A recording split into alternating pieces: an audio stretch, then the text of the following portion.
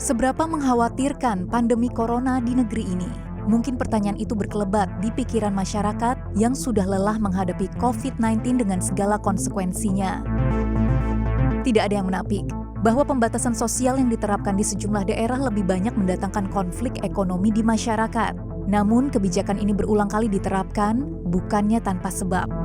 Dalam kurang dari setahun, Indonesia telah mencatat lebih dari 1 juta kasus COVID-19 dengan angka kematian mencapai 2,8%. Angka ini menjadi yang tertinggi di ASEAN dan menduduki peringkat keempat di Asia. Situasi kritis nampak semakin nyata di rumah sakit yang khusus menangani pasien corona.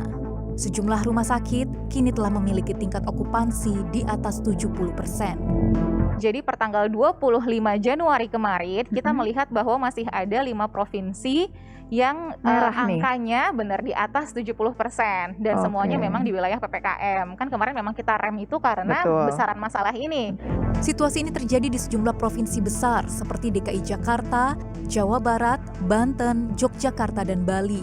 Bahkan masih menyusul daerah-daerah lainnya dengan tingkat keterisian rumah sakit di atas 50%. DKI Jakarta sebagai provinsi dengan tingkat okupansi tertinggi mengaku bahwa ada banyak pasien yang bahkan datang dari luar wilayah DKI. Krisis kuota tempat tidur pasien membuat DKI meminta pemerintah pusat menambah jumlah rumah sakit di daerah penyangga ibu kota. Luar Jakarta nanti bisa tertampung di daerah masing-masing.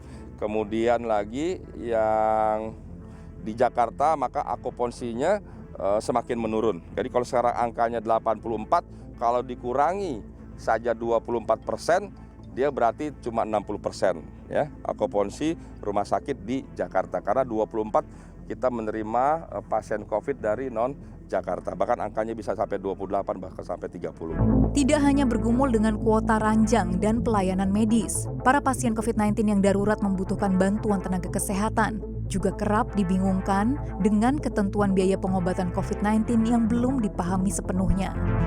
Sebenarnya diharapkan bahwa pembiayaan kesehatan untuk COVID-19 ini itu semua ditanggung dan tidak dibenarkan ada masyarakat yang membayar atau juga tidak dibenarkan ada rumah sakit yang menarik uang dari pasien COVID-19 ini.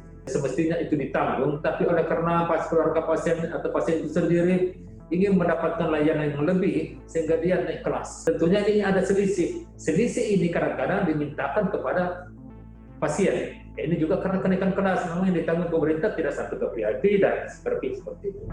Kenyataannya, masih banyak masyarakat yang belum memahami proses klaim COVID-19 dengan anggaran pemerintah atau dengan asuransi swasta. Di sisi lain, anggaran pemerintah yang terbatas juga membuat tunggakan di rumah sakit membengkak. Hingga akhir tahun lalu diperkirakan hampir menyentuh 1 triliun rupiah.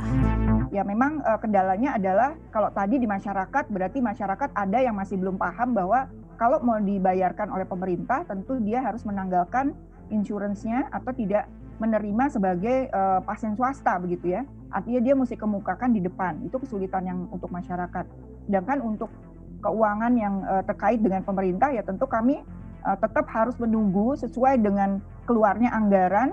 Mudah-mudahan dalam waktu dekat bisa dikeluarkan mengingat Januari Februari ini adalah kondisi yang cukup menyulitkan buat rumah sakit dengan bertambahnya pasien-pasien yang signifikan ini. Namun, juru bicara Kementerian Kesehatan Siti Nadia Tarmizi mengatakan ada sejumlah prosedur yang membuat pemerintah belum membayarkan klaim yang sudah diajukan rumah sakit. Siti menjelaskan pembayaran klaim rumah sakit swasta harus terlebih dahulu melalui perhitungan jumlah klaim dan harus diverifikasi oleh BPJS Kesehatan, setelah itu baru dibayarkan ke rumah sakit. Jadi, sengkarut masalah tempat tidur serta tunggakan di rumah sakit hanya bisa diselesaikan jika pemerintah dan warga dapat bekerja sama untuk keluar dari masa pandemi.